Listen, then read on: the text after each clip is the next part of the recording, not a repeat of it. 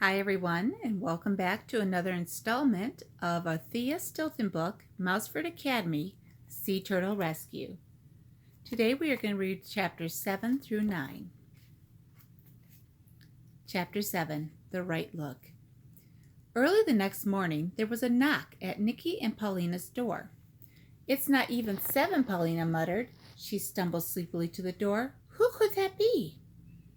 Paulina opened the door and found herself snout to snout with a mountain of clothes. She could just make out a pair of pink-clad paws. "Help me!" a high-pitched squeak exclaimed. "Take these! I need to go get more stuff." "Colette?" Paulina asked as she helped free her friend from the pile of clothing. "What is all this?" "Outfits for you to choose from, of course," Colette replied.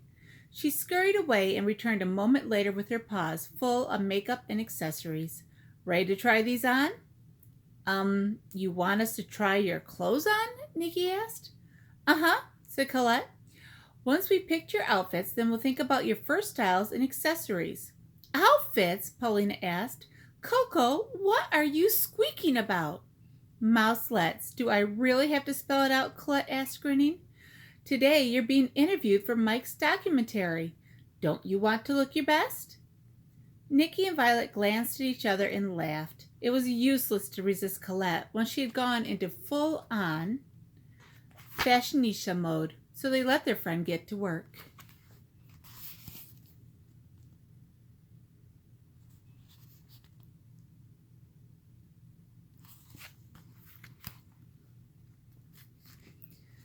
After a whirlwind fashion show of tracksuits, pants, hats, scarves, and earrings, Colette declared herself satisfied.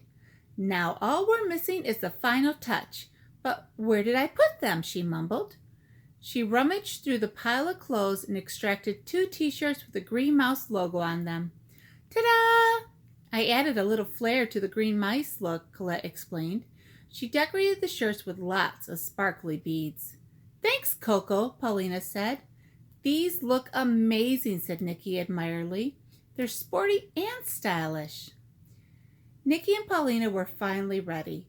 Mike was waiting for them at Turtle Beach, where Pam and Violet had set up a small platform for filming.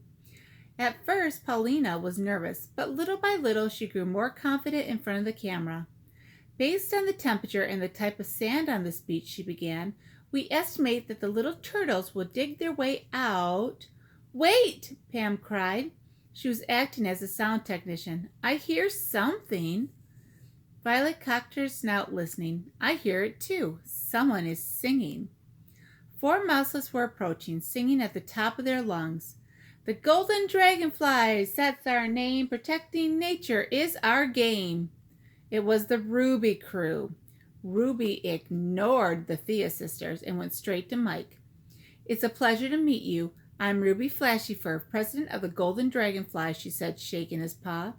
"My friends and I have come to help protect these poor little turtles." "The Golden Dragonflies?" asked Colette, bewildered. "What's that?" Yeah, so I probably didn't have time to squeak to you about it. It's an environmental association sponsored by Flashyfur Enterprises, my mother's company," Ruby said. "And when was it founded?" asked Pam. "This summer," Ruby replied quickly. "You see, we sacrificed our vacation to help animals at risk." Nikki chewed her whiskers. She was suspicious of the Golden Dragonfly's motives.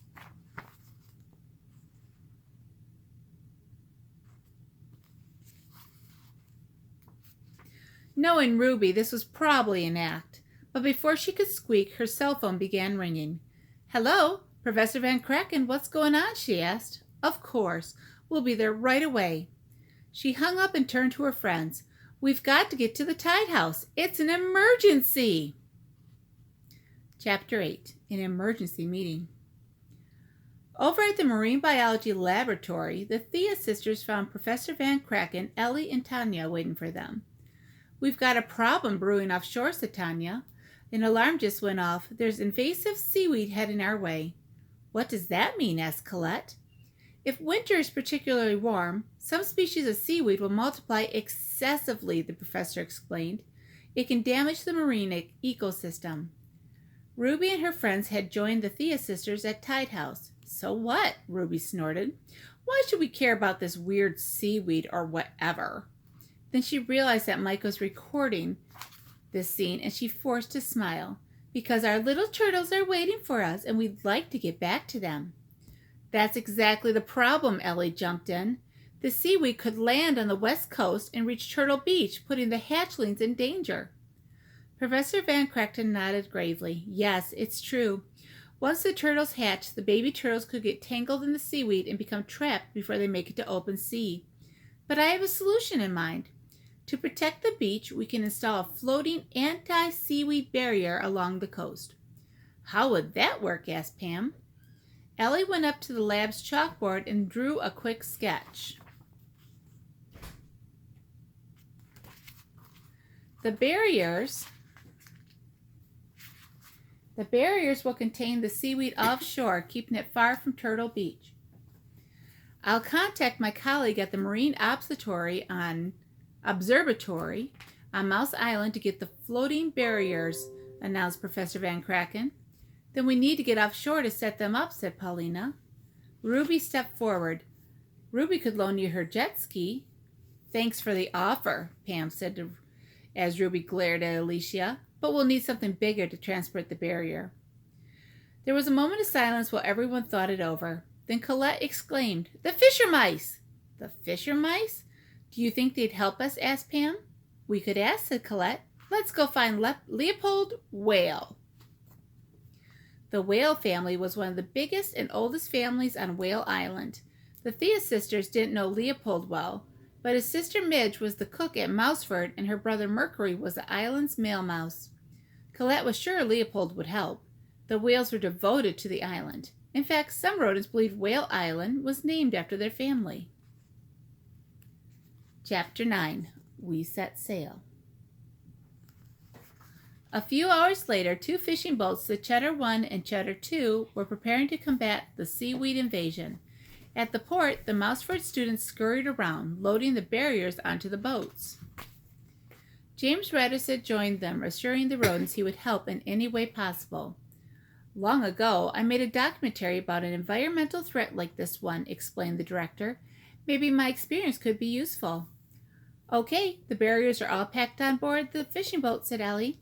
Very good, declared Professor Van Cracken. Nicky, Mike, and I will go with the equipment on Cheddar 1, while Mr. Ratterton and Paulina will sail on the Cheddar 2. What about us? Asked Ruby, scurrying over. Who do we go with? You're going to stay here, Pam said hurriedly. You'll just get in the way. Get in the way? Us? Replied Ruby.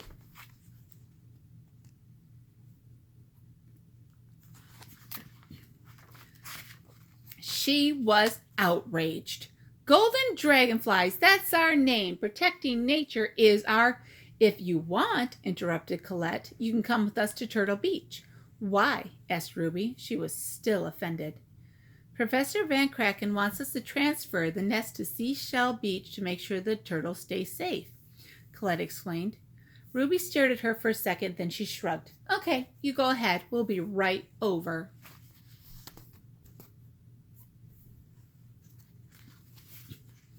As soon as Colette, Pam, and Violet were gone, Connie turned to Ruby. But seriously, do we have to help the Thea sisters move the nest? She asked in astonishment. Of course not, Ruby replied. Who cares about a bunch of turtles? I just want to be the star of the documentary. Let's follow Mike and his video camera, and we don't need a shabby old fishing boat to do it. She pulled out her cell phone and dialed her personal assistant. Alan, prepare the yacht. We set sail in 10 minutes. And that's it for chapter 7 through 9. Until we meet again, happy story time.